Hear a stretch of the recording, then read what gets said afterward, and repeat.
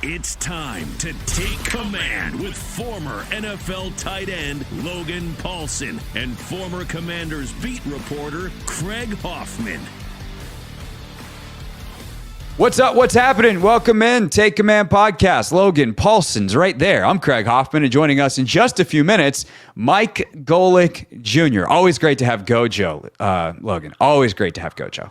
No, it's great talking to him, and he just has like you said, just a really good knack for kind of communicating stuff in the offensive line space that's really hard to understand unless you've done it. And he's just got a really nice way of explaining some of that stuff, and he gives really great insight on the Commander situation and some of the moves they made. So really nice having him on, and obviously just a really nice dude. So all when you kind of check all those boxes, it's easy to get him on as a guest. So yeah, good podcast guest. By the way, in case folks didn't know, Mike not only is obviously the son of Mike Golic, the legendary ESPN broadcaster, and then post ESPN career for the both of them. They've been doing stuff, and they have a new show actually coming out on the FanDuel Sports Network in June. But Mike also played offensive line. He played at Notre Dame. He was in training camps in the NFL. Never quite caught on a 53, but played at a very, very high level. Has been an analyst in the booth, TV and radio, on top of his daily talk show work. So just a great dude to talk about what we talked about with him, which is offensive line play, not only for the Commanders and what we expect, but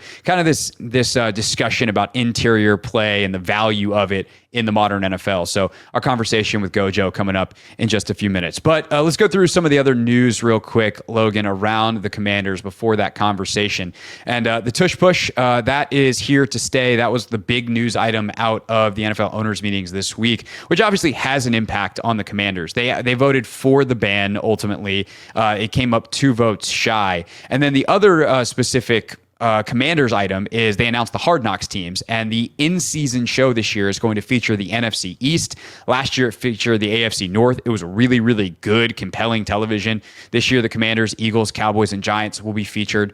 So we're going to talk about that in a second. First, we didn't talk about this pre-show, but do you have thoughts on the Tush Push staying and what that means for Washington, and do you have a grand plan to try to stop it? Yeah, I'm actually I'm in maybe the minority, is that I kind of like the play. I don't know why. It's to me, it's just it's maybe it's an offensive player. This is probably why. Fred always says this is why. Fred Smoot, who I do the other show with, I do. He's people know who you mean when you say Fred. Just making sure, giving Fred his love.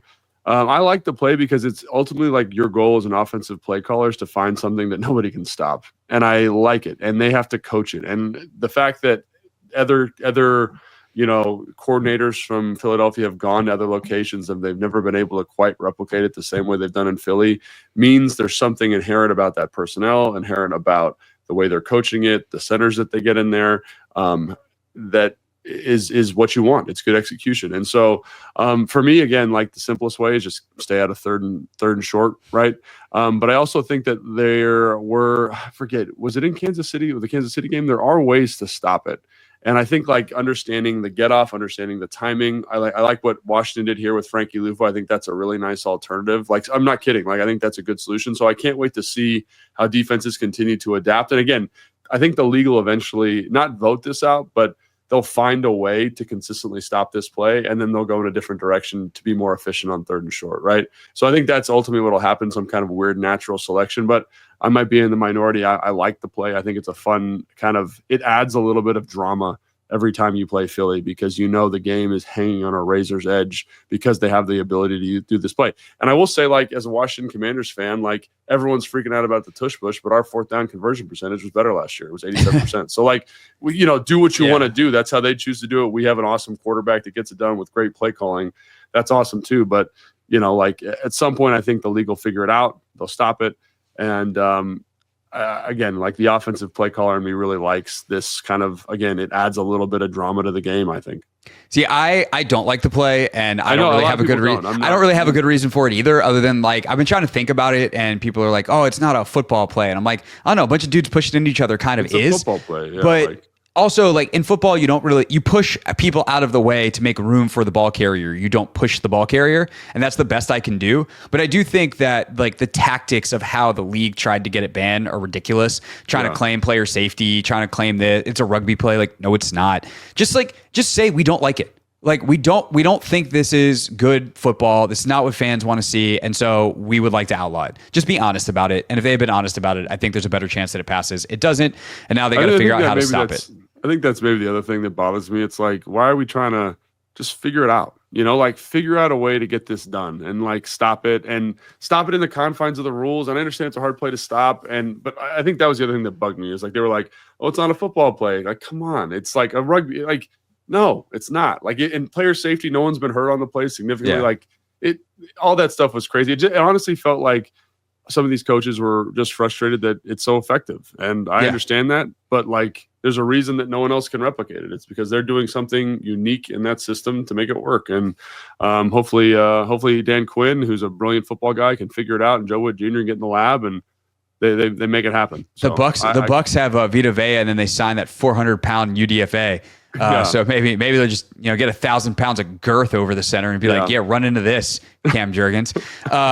Also, if I was the Eagles, the first, third, or fourth and short of the year, I would run a regular quarterback sneak just to troll.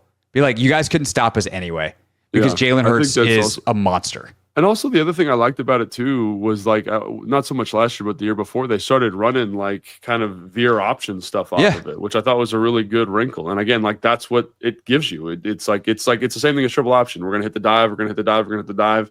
And all of a sudden we get to the perimeter for an explosive play. So I like it. Again, I understand why it's frustrating. I understand why it might be frustrating to fans, because it's all these people kind of piled up. It's kind of a waste of 30 seconds of your life watching it happen. But I really can't wait to see someone figure out how to stop it. And I think everyone's gonna be like, oh my gosh, I can't believe we didn't think of this sooner, because that's how the NFL works.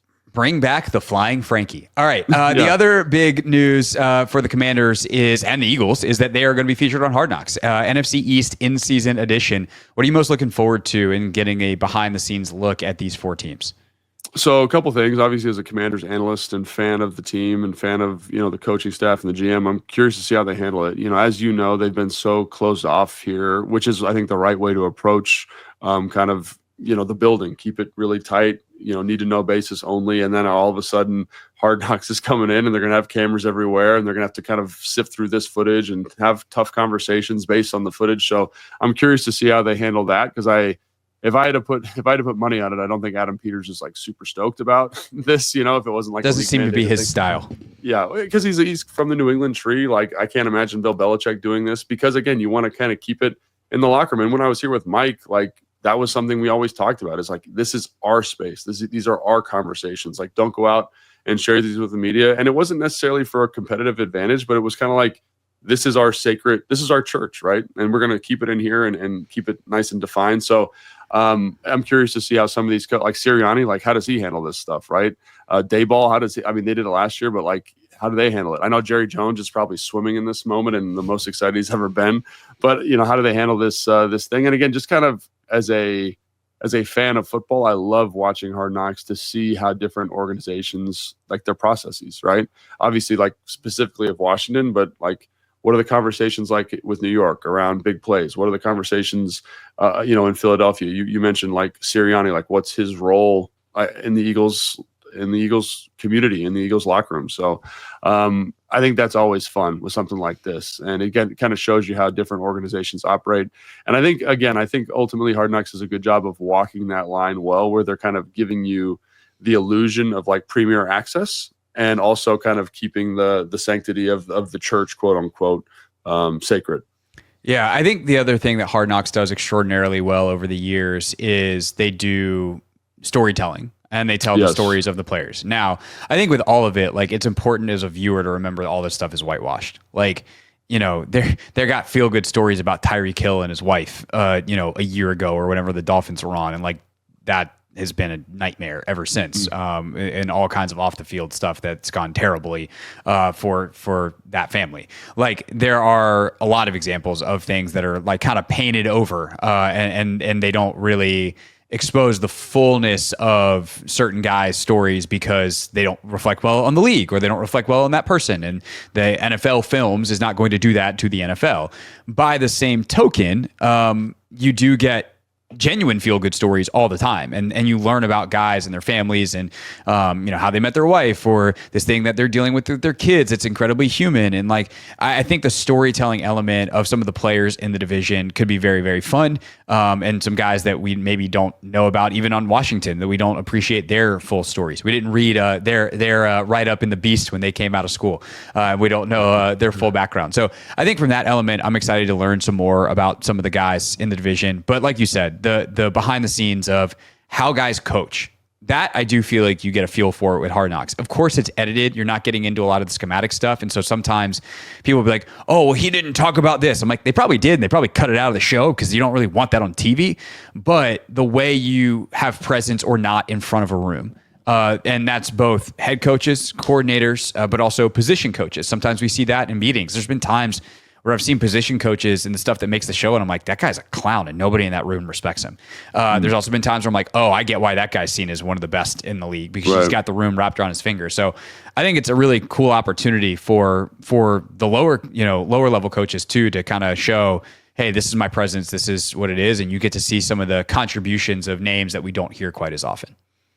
No, I think that's exactly right. And again, I enjoy Hard Knocks. I enjoyed it as a player. I enjoyed watching other teams' Hard Knocks because there's something, they do a great job, telling stories, like you said, and dramatizing stuff. And it's cool to see, when I was a player, seeing other players that you look up to, like Tom Brady or whoever it was. JJ Watt in Houston, how they kind of were able to build this like mythological character out of TJ Watt, him walking over the ramp to Houston's practice. Like I still vividly remember that clip when he goes up against Jake Matthews, right? So there's all those kind of iconic moments that they're able to capture, and it's fun. It's good entertainment, but I think you brought up a really good point. Like it's not, it's watered down a little bit. It's a little bit different, and I think that's okay. It's filtered. As long as people understand, keep that perspective. Because again, like I've had so many fans like ask me questions about like, oh, like did they just not talk about it? And it's like, no, like they have like a 4-hour meeting about that, but like it's not going to be in the show because they're not going to talk about the game plan leading into the next week. And again, teams are really conscientious about what they are saying. Like they have right of first refusal on that show, right? So whatever's coming out is exactly what they want coming out. So I think that's another point that drives home your point about, it's curated a little bit in terms of what's being presented. Curated, filtered, manicured, pick your word. It's all of those things. But I'm excited for it. The Bills also, that's going to be really fun. They're the preseason team. So excited to see what we got there. That'll come out in training camp. Typically it's like kind of midway through training camp when the first episode drops, and then kind of halfway through the season, maybe a little bit later. I'm kind of thinking it'll be on the back half, like kind of when they get back from Madrid is probably when the in-season version will start. It's not a full season that they do. So looking forward to that. Looking forward to see if Dan Quinn and company can stop the tush push, and looking forward to see what seed the Commanders get in the playoffs if they make it again, because that's not going to move. The Lions withdrew their proposal to receive the playoffs. We can talk about that another day. Right now, though, it's time to talk to Mike Golic Jr. here on Take Command.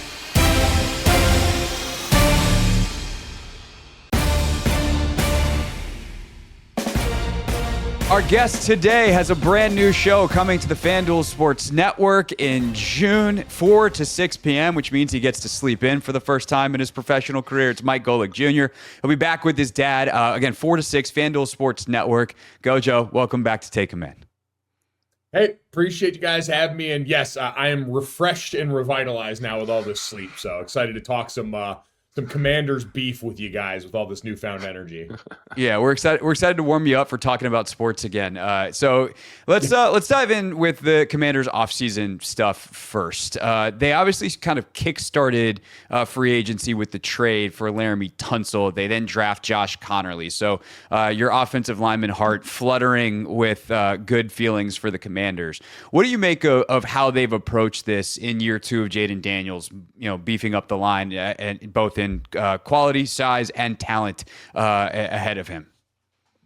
Yeah, I think it's a massive step in the right direction for a team that's coming off of, one of the greatest gold mines you could possibly tap into in finding a rookie quarterback like Jaden Daniels the way they did, and kind of learning from what we saw as that cautionary tale last year with CJ Stroud and the Houston Texans, where, hey, you saw year 1, it was great, but covered up some flaws that in year 2 got exposed when they didn't really do much to go and try and improve the situation in front of and around him. You can blame play calling, you can blame injury along the offensive line, or maybe just a lack of the right personnel in that group that, included Laremy Tunsil, who's now in Washington.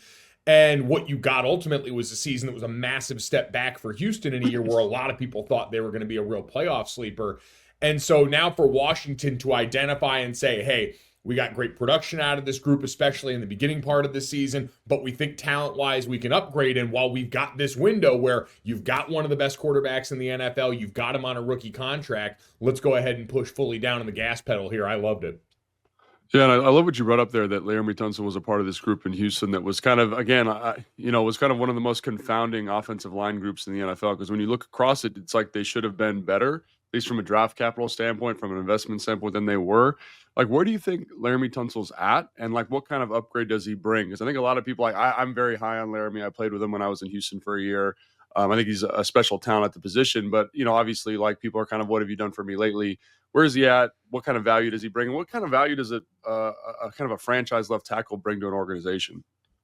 Yeah, I mean, you mentioned it. You got to see it up close and personal, and having a guy like that can truly be the man on an island for you allows you to kind of, allocate resources to other areas and protection that are going to need a little bit more help. And listen, with the offensive line for the Commanders this year, Josh Conerly, wherever he ends up starting, is going to still be a rookie. Even though he's a highly drafted and well thought of rookie, he's still going to be a rookie. You could have other guys, playing out of position depending on how guard shakes out while you wait for Sam Cosmi to come back from that ACL injury. If you kick Wiley down there, however it works out with him or Coleman, you're going to have guys that are either new or out of position, at least relative to where they played last year. And so having a guy like Laremy where you can set it and forget it in certain looks and slide people the other way, that definitely helps the group there. I think he's still got a lot of gas left in the tank. Like, he's basketball feet guy, great hands, just a really mature player at this point.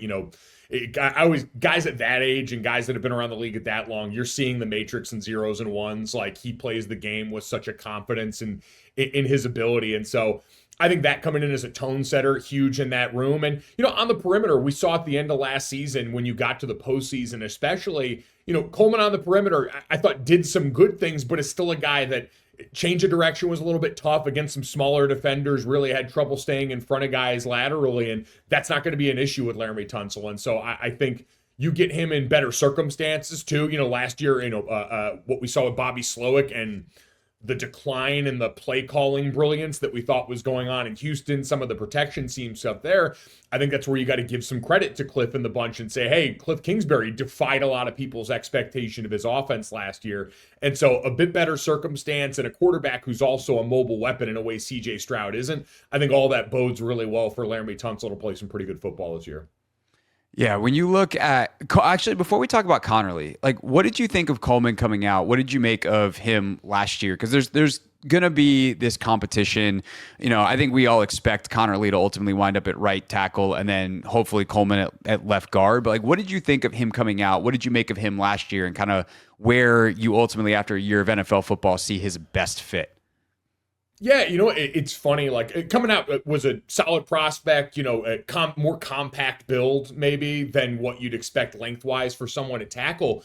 But when I was watching and going back and looking at some of the stuff from last year, I did think, like, oh yeah, guard's not out of the realm of possibility. It might actually help him out a little bit in some of the areas that are a little more of a struggle for him. Again, just change of direction against some more dynamic guys on the perimeter. I mean, you guys know it's a different world out there. You're dealing with some different animals in terms of the caliber of athlete you're rushing against. And he's a guy that's, stout enough. I don't know if he's, necessarily a road grader by any means. I don't think you saw him get a ton of push off the line, but could still play some good football in there. So I think he's a guy who could absolutely compete and be a great player. Like, you watch him and it's, he's a guy that I think could be a starter for you and could also provide some really quality depth depending how it shakes out with this group. And I think based on the moves that the Commanders have made this offseason, it's a pretty good luxury to have a guy like that that's now played a bunch of NFL football, is more than capable of doing it, and might get to do it in a position that I think can help him out some.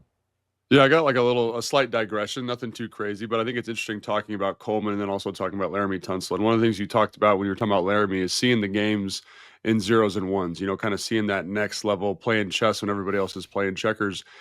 And you see that with offensive linemen as maybe being more important than any other position. And I know you've played with some really smart dudes. Can you talk about why that is so important and why, Brandon Coleman having a little bit of experience in year one is so important for his kind of genesis and development in year two, and why having that experience makes Laremy such a special talent? Because I look at Trent Williams. I played with Trent Williams also, and he's a tremendous athlete also. But now when you watch him, you can tell he's lost a step, but the play hasn't declined because he knows so well what's happening. You talk about why that's so important for that position specifically. Yeah, you're right. Like these guys on the high end, I got to be in camp with Teron Armstead and kept in touch with him. Gone down to O-line masterminds in Dallas and heard him talk about his plans for different rushers. And he, in those meetings, would kind of take us all through how he breaks these guys down.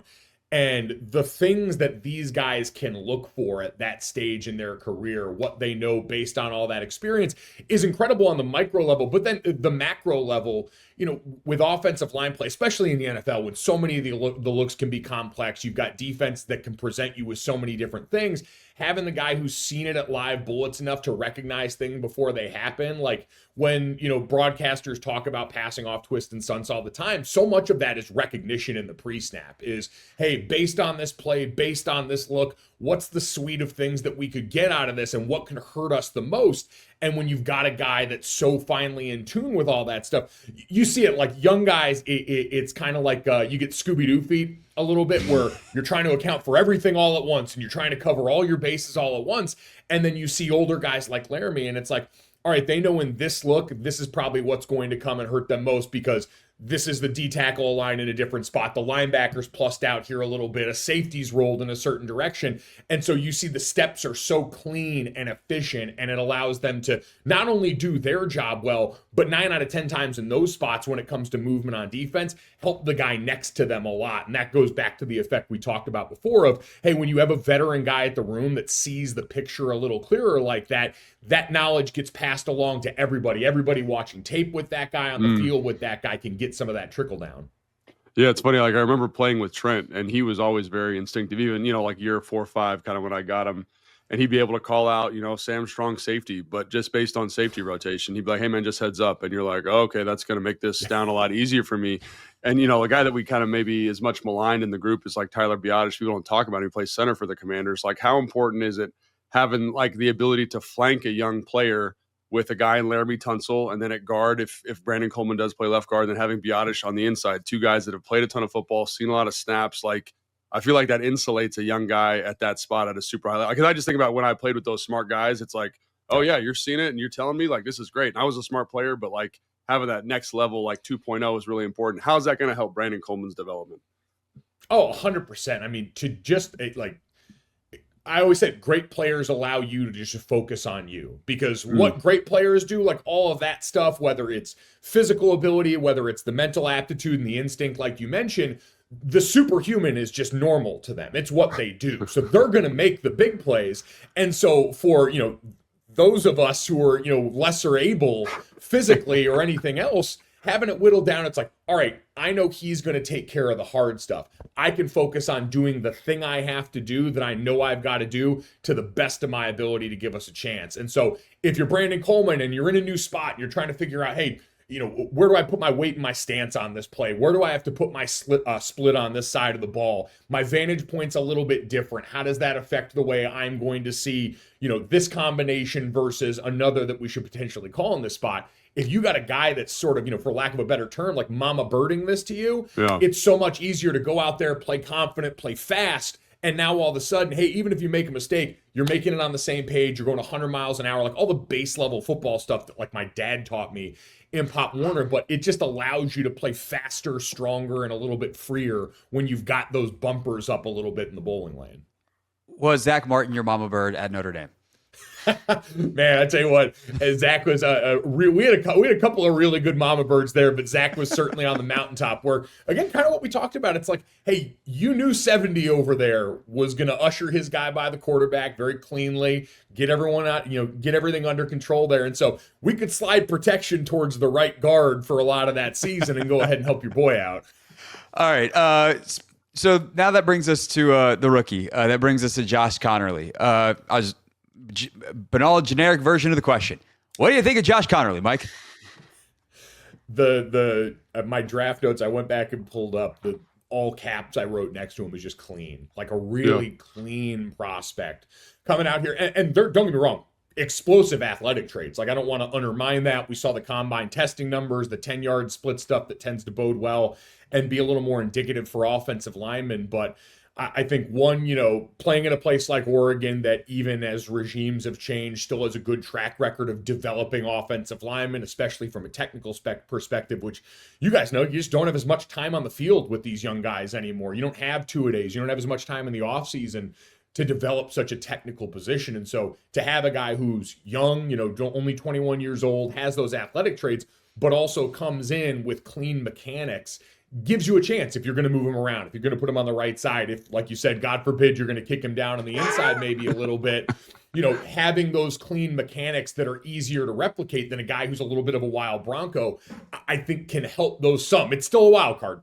Position changes, moving from left to right. It's different for every guy because, biomechanically, it's just, you're kind of retranslating things in a different way. Joe Thomas always said it's like wiping with your offhand.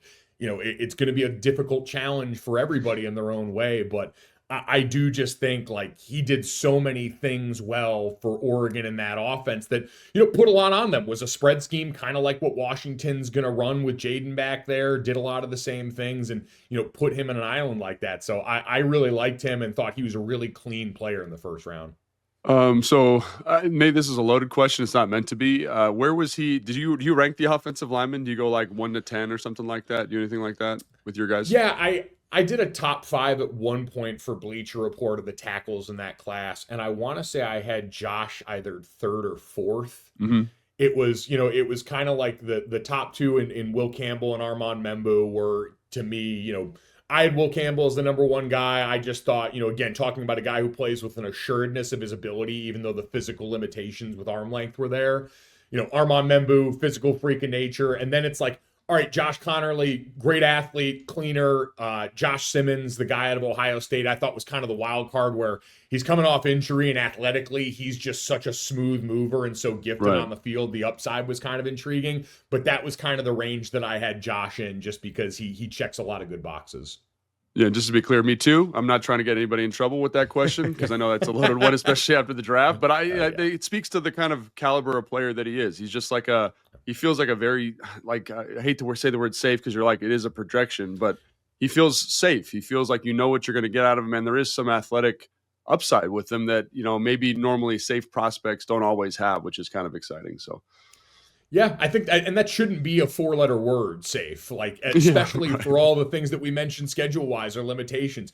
You want guys that can come in right now and play big boy football from a technical standpoint while they get caught up to speed on speed of the game, the scheme change, different calls on offense and stuff like that. So I think that's a major plus in this day and age that probably doesn't get talked about enough. I don't think it's a great point. Well, there's only a few places that have offensive line coaches that are real difference makers around the league, like guys that can come in and actually mold a guy. And you have to recognize as an organization, are we one of those organizations? And if not, taking the traitsy guy up top just because he goes and blows the combine out and looks great in a jersey isn't always going to be a recipe for success just based on the time that you've got allotted to you now. I think that's going to be something really interesting for us to watch next week. OTAs start, and we always talk about every year, Logan, like OTAs, offensive line play. There's very little we can learn because it's just a totally especially now, yeah. Right? Because like Mike was talking about, like this. Like I remember when I was coming out. I don't know how it was for you, Mike, but it's like this is like real live football. You might be in helmets, but we're doing live stuff. We're hitting for real. I get big bruises on my shoulders because it's real contacts. Now it's like they do basically individual for an hour. And there's very little teamwork, so it is hard to kind of measure development in that way. So yeah, it'll be interesting to see what's going on with training camp this year. Yeah, so we'll. I mean, I guess if he looks totally lost, it's like, oh, that's not great. That's about the only thing where you're like, oh, can he start by week 6? Let's figure that out. But other than that, if he looks totally lost, like there's no way we're going to come out of the spring having some great feel for Josh Conerly.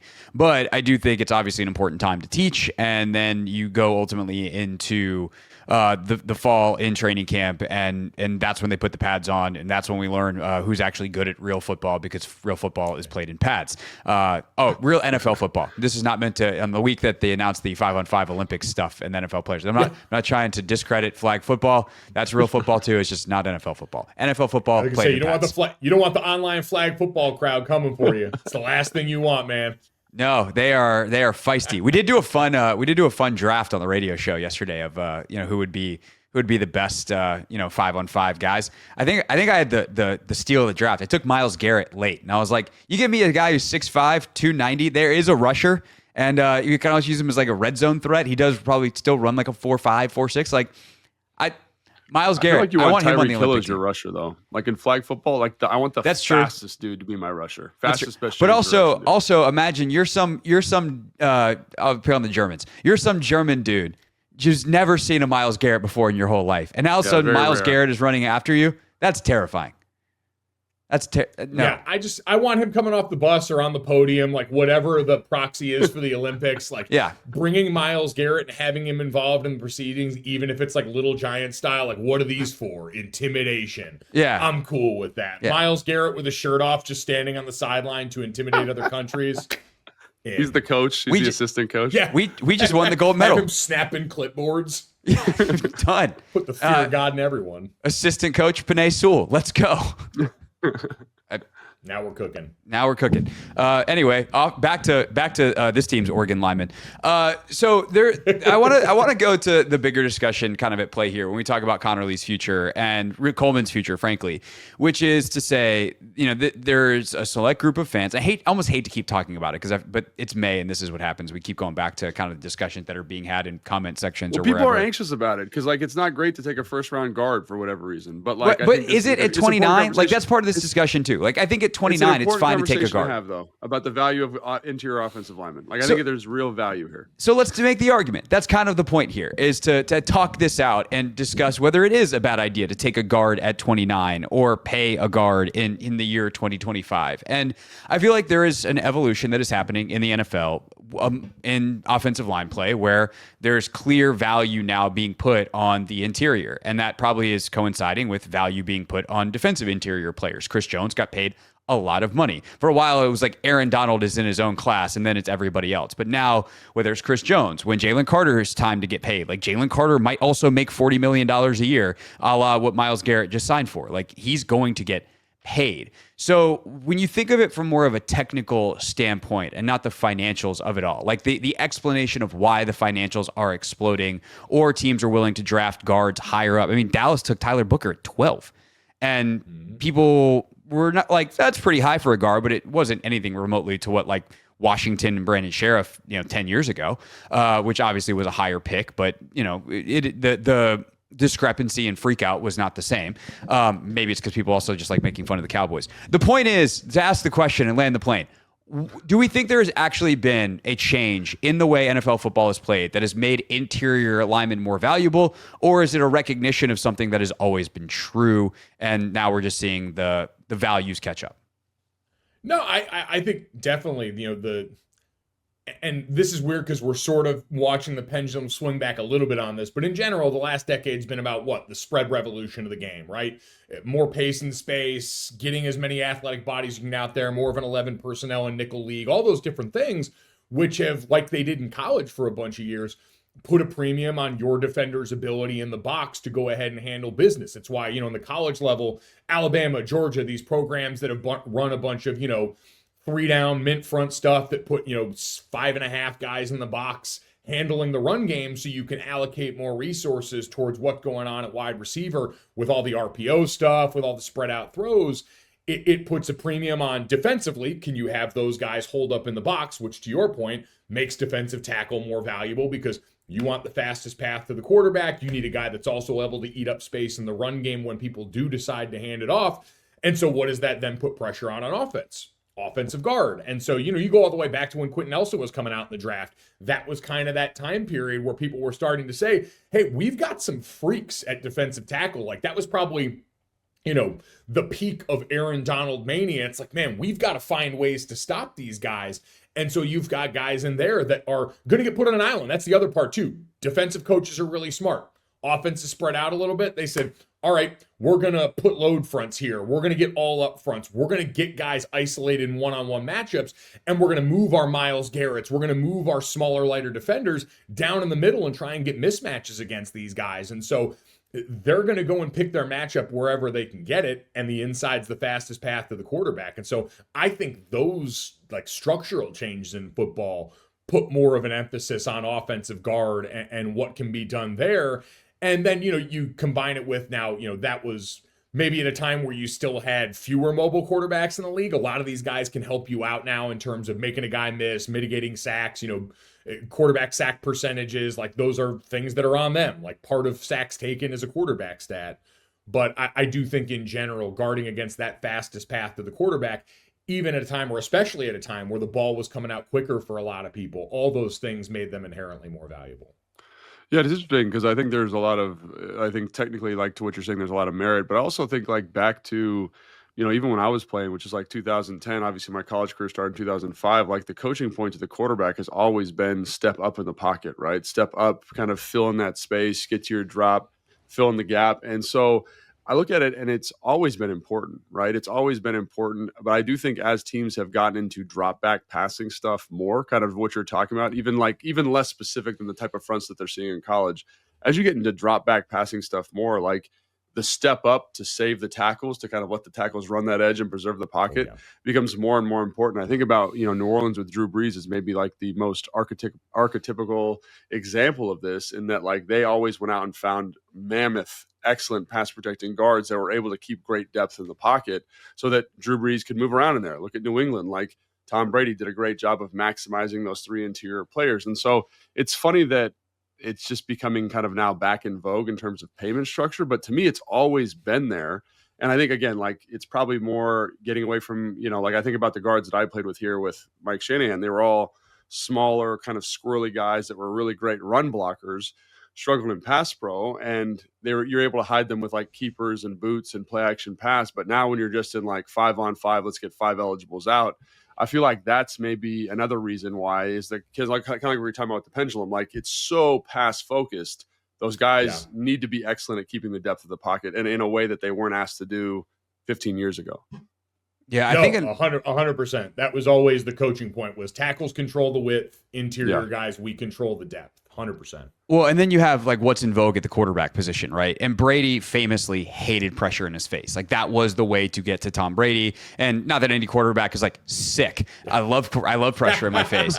But Mahomes, I think, discovered this year, like I'd rather have pressure in my face so I can see it and get away. And this goes back to the fact that now basically every quarterback has a baseline of mobility. Otherwise you can't play the position in the league anymore.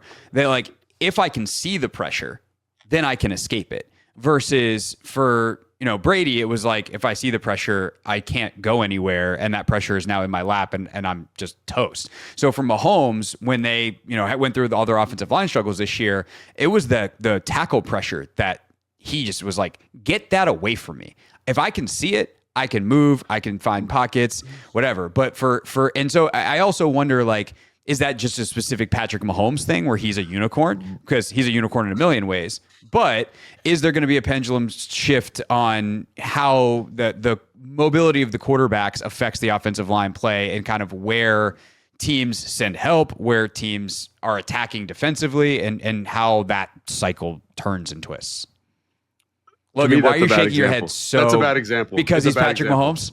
No, it's a bad example because the tackle play in Kansas City was so bad. It just, I don't know, Mike, if you agree with this, but it made the offense non-tenable from a drop back standpoint, right? So unless they were doing quick game shot play off a 3-step footwork, it wasn't work because like they had that rookie guy in there, they had Sumataya, they had some other guys in there, and it was literally like quick wins. And we talked about this on a previous podcast, but the most devastating thing in terms of protection is a quick win. And so if you're just like a spinning turnstile gate there, I don't care how good you are at quarterback, you're going to feel that, So I think that's maybe not the best situation. It was just such an untenable situation for the quarterback in Kansas City, in my opinion. So I completely agree. There's always kind of like a debate on offensive line of, the value of having one great guy versus just like, what if you had an O-line full of like guys that are good, like above average starter level? Let's call them the 2024 Washington Commanders. Well, like, but if you have like one really weak link, it undermines the rest of it in that group. Like, it really is a 5-as-1 group in a way that I completely agree with that point. And I think in general about like the idea of where you want pressure to come from. I think it with the mobile guys where it affects it more to me than this idea of like, oh, do I want pressure in the middle versus pressure in the right? Like, quarterbacks just always want to know where it's going to come from structurally, period. Like, we see plenty of looks that's where, probably fair. hey, I got to slide the whole line that way. I know I'm hot on this side. I know these guys are going to be coming here. So again, even if we are all sliding the wrong way and they end up dropping and coming from that way, at least I know where I'm protected. That's always a premium for these guys. I think the mobile quarterback thing kind of goes back to the conversation we're having already, which is it in a lot of cases, like, yes, the ball can come out quick, but with a lot of these guys, playmaker wiring. Like, we saw it, at the umpteenth level. Jaden does plenty of it. Caleb Williams over-indexed as a rookie last year in Chicago. A lot of these guys are able to and believe in their ability to make plays and extend the clock. And so you got to be able to hold a one-on-one matchup for way longer than you used to in a lot of these offenses. And so I think that goes back to, again, you got to have guys in the middle that can go and pass protect for a good long time. And then, oh, by the way, turn around and do it like Sean McVay and the Eagles and a lot of these other teams have decided, which is, all right, we got small middle linebackers all over the league right now and a real dearth of talent at that position. Not everybody's equipped with a Jalen Carter or these guys at defensive tackle. Let's run right up the middle. Let's bring a bunch of duo back into this situation. Like seeing Sean McVay, who was one of the Shanahan tree guys who was running a lot of that wide zone stuff, now all of a sudden become a duo, like heavy play action shot team. That's kind of an admission of, all right, if teams want to do all this jacking around at the line of scrimmage, if Baltimore wants to throw a bunch of simulated pressures at us, well, we'll run at them on third down. We'll go with the league-wide aggressiveness at fourth down, and we'll mess up the math on them by having capable beef at the interior spots. Yeah, and I also think to that point, it also, like in my experience, like the better pass protectors, everyone think better run blockers are bigger guys, but to me, better pass protectors are bigger guys, and they tend to be a little bit slower footed in the run game. So like, why are we going to like play the space game with these big pass protecting offensive linemen? Let's get downhill. Let's make this easy. Let's put in a phone booth. Let's let 330 fight with 225 and not have to chase that guy all over the field. So I do think it's an interesting kind of transition. Kind of you think, oh, they're going to get bigger to run the football, but they get bigger to pass protect better. And that's when you talk to Sean, one of the things he always brings up is like we had to kind of change our personnel to accommodate this pocket structure that Matt Stafford likes, and they can't do the outside zone stuff. So it's interesting because like I love the schematic element you're talking about because like on paper you're like, yes, this is a good thing too, but it's a kind of a byproduct of the pocket depth and the pass protection issue, which I think is this really kind of counterintuitive way of looking at it, but it makes sense if you understand that pass protectors tend to be bigger, longer, heavier dudes because they can anchor a little bit better. At least that's been my experience. Well, then it also plays into some of the quick game and the RPO stuff as well, because like you said earlier, Logan, while laughing at the Patrick Mahomes example, is like quick wins are the worst, and the quickest win is the internal one. And so if you're running an RPO, like if I'm Jalen Carter and I win immediately, I could still get pressure on an RPO. If I'm Myles Garrett and I got to loop around the edge, like Myles Garrett can get there in 1.8 seconds. Like he's as fast as you could possibly be, but it's still got to cover a certain amount of actual grass that the timing of like an RPO or a quick game. And Logan, we talked about it a ton last year. There were times where Jaden didn't even technically make the right read, but his release was so quick that he beat coverage anyway. You can do that stuff if you are a little weaker on the outside versus just stout enough inside to not lose right now. And then that plays into obviously the movement in the run game, the physicality, and all this other stuff that we've been talking about for the last 15 minutes.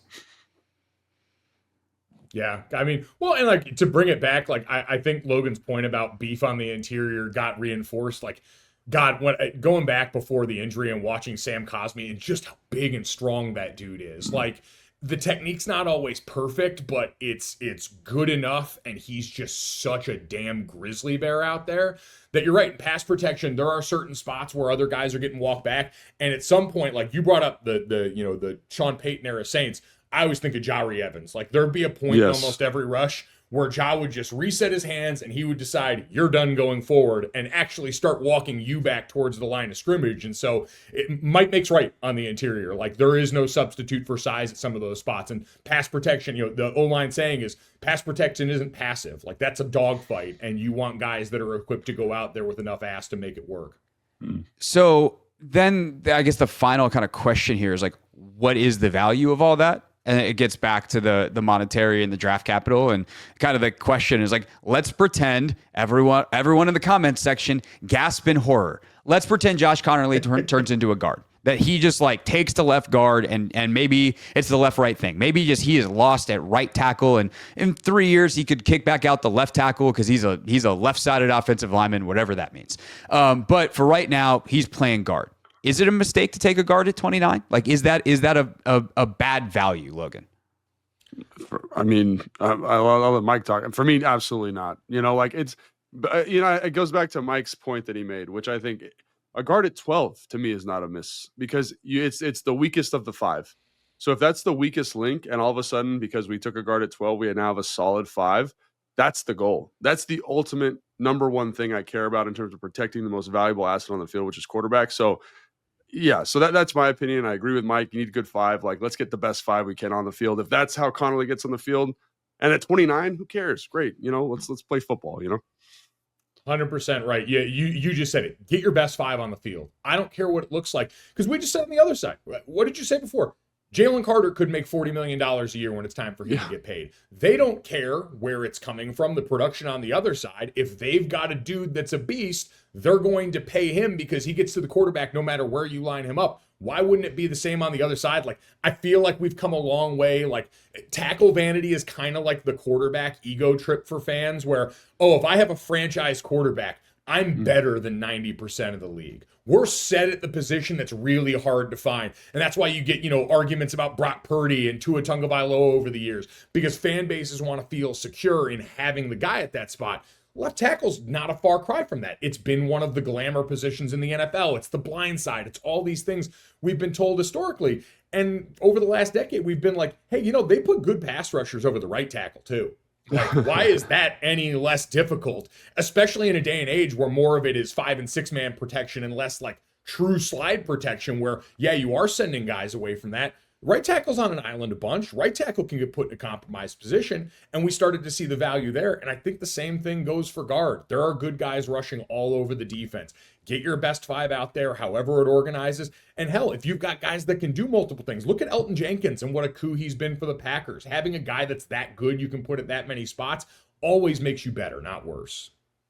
Yeah, I was going to say, like, I think the other thing, it's like physically, it's probably harder to find the athlete for tackle, but in terms of value to the group, like, you need 5 good ones. So that's where it gets a little bit confusing to fans. Like, yes, it's really hard to find that, 6'7", 325, 35-inch arm guy that moves like a basketball player. Like you said, Laremy Tunsil has basketball player feet, but again, it's also hard to find guys that play guard in the NFL at a high level too. You know what I'm saying? So like, I think the body type's more common at guard, more common at center, because statistically, there's more 6'3" guys that weigh 315 than there are the other guy I just mentioned. So I think that's why there's the issue and why it's so hard to find a tackle, why people are always hunting for a tackle. But if you're just a coach and a GM, get 5 good dudes, good dudes that can get you on base and make sure your quarterback's not getting blown up. And I think that to me is where the value of the guard becomes just as valuable as the tackle. It's just harder to find that body type, I think. So that was going to be the last part that I was going to ask, because if you're talking about value, it's kind of like, what's the upside and then what's the scarcity,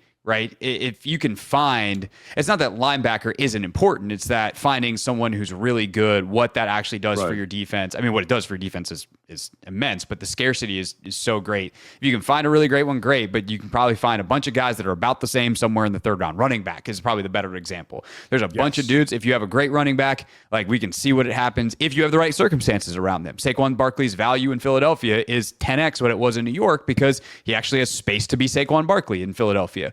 So that would be the only, I don't want to say counter argument, but like, I want to flesh that out just because I think that is the counter argument that would be attempted is, okay, but there are more dudes who can play guard. And then I think the other part of that is, if you have a really, really good guard, what does that do for your offense compared to a really, really good tackle, which has traditionally been the higher value position? I do think it's funny, though, with what Logan just mentioned, too, about the gifts with Josh. Like, Josh is an NFL tackle who just may end up playing guard. I forget what comedian did it years ago, but he did some bit in a stand-up where he's like, you never have a broken escalator. It's just temporarily stairs. So if you've got a guy that eventually is going to be an escalator again, and he's got to be stairs for a while, That's fine. We need stairs. Stairs are a plenty important part of the ecosystem of any building that you're going to walk into. They'll get you out of a lot of problems. And so I think that's the difference. Like, you didn't, and again, drafting a pure guard in the first round, high up in there, awesome. Yeah. Love that stuff. Like, Gray Zabel, if he ends up playing center or guard out of North Dakota State, that was an awesome pick because that guy rocks and he's good at football and you need good guys everywhere. But this guy also, like, can start here and still end up outside because, to your point, you've got a body type that can do more than just one thing for you.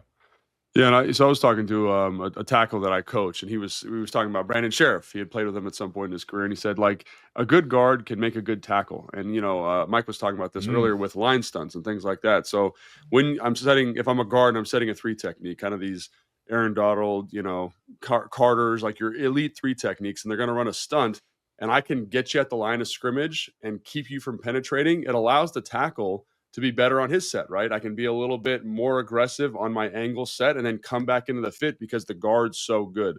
The double teams, the B blocks on the backside, I can get that shoulder turn. I can elevate I don't say a bad player, but a less than top tier player at tackle with a good guard. So I do think like that's an important variable here too, is like when you look at teams, I'm going to go back to the Saints because they had those 2 really good guards. Like their tackles were good, but they weren't great, but they were elevated because of how well their guards were able to handle some of this interior stuff, some of the run game stuff, some of the combination stuff. Like it was really driven through them. And so you can build an offensive line that way. And so don't sleep on the value of having a really good player, because it makes that other player better. And it goes vice versa, right? A good tackle will help a good guard, like you were talking about at the beginning of the show. So, and like eventually it will help make him a better tackle if he does start on the inside and kick out. Because then what does that guy need? How can I help him better? What do I expect when I'm in a position out at tackle based on what I know that guy's going through? So like having a more complete version of the picture is a net positive, however you slice it.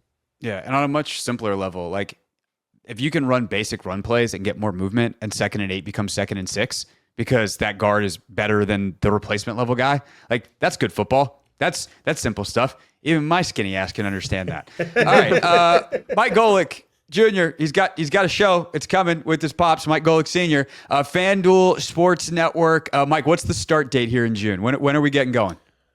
I believe we're looking at June 9th as the start date right now. So hopefully be ready to go, catch the tail end of the finals and everything, getting in the meat of baseball season and, chug on through the NFL offseason here and have more of these fun debates and conversations for sure. Yes. 4 to 6 every afternoon, FanDuel Sports Network. Mike, this was great. Thanks for joining us as always. We'll be back on Monday with a mailbag edition of the show. So you can get your mailbag questions in on Instagram and at hoffmanshow.com. Use the contact link. And then watch Mike on your TV. Thanks for watching Take Command, listening to Take Command, and we'll see you next time.